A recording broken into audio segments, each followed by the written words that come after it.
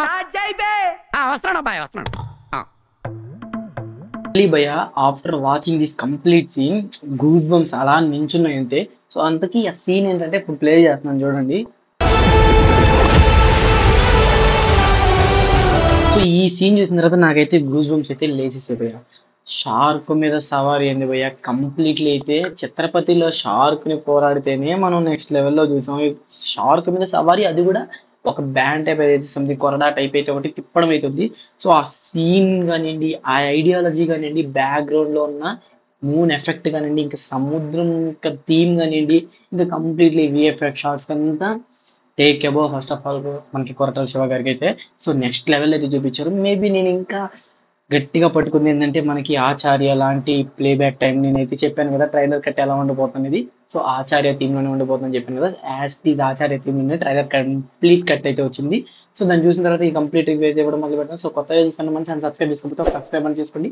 పక్కన bell icon all మీద tap చేసుకొని చేసే ఫర్దర్ అప్డేట్స్ అని మీకు నోటిఫికేషన్ రావడం జరుగుతుంది. సో కంప్లీట్లీ వీడియోకి వెళ్ళినట్లయితే మనకి completely first of all theme start అవడం అయితే మనకి స్టోరీని డైరెక్ట్ గా మన ముందుకు తీసుకొచ్చేసారు. సో ఒక గ్రామం, ఆ గ్రామంలో ఒక రాజు, ఆ రాజు పేరే దేవరా. ఇంకా కంప్లీట్లీ దేవరాకి ఎదురు లేని వాళ్ళు లేరు, ఎదురు వచ్చేవాళ్ళు లేరు. ఎందుకంటే దేవరా అంటే అంత భయం, ఎందుకంటే దేవరా అంటే పవర్.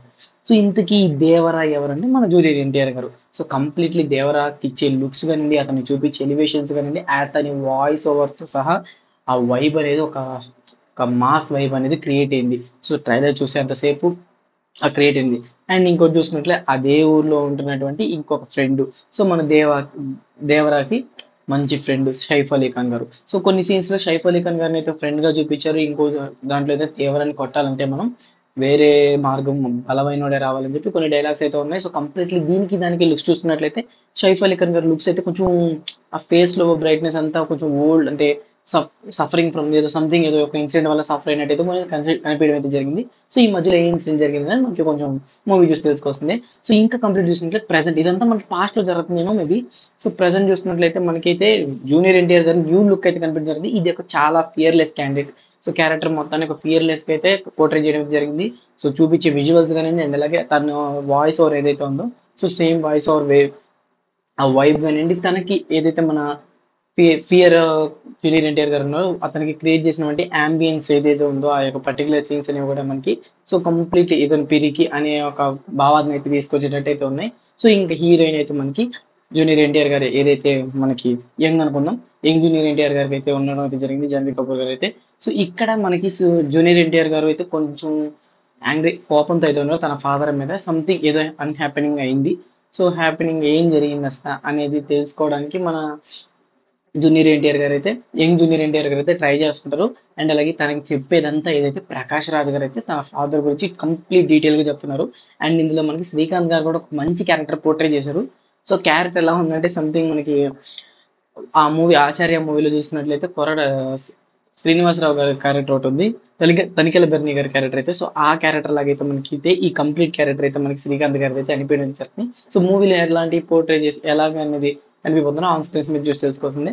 సో ఇక్కడ మెయిన్లీ ఇంకోటి చూసుకున్నట్లయితే ఒక పోటీ అయితే జరుగుతుంది భయ్య, కంప్లీట్లీ కుస్తీ పోటీ టైప్ అయితే ఒకటి జరుగుతుంది. సో అందులో మనోడు పాల్గొవాలి అని కొంతమంది ప్రెజర్ చేస్తున్నట్టు, నేను పోవాలని నన్ను చంపేస్తారని చెప్పి మనోడు తగ్గుతున్నట్టు. సో ఇట్లాంటి విజువల్స్ అయితే ఉన్నాయి. సో తర్వాత మేబీ స్టోరీ చెప్పండొచ్చు, మీ నాన్న ఇలా అలా అని చెప్పి.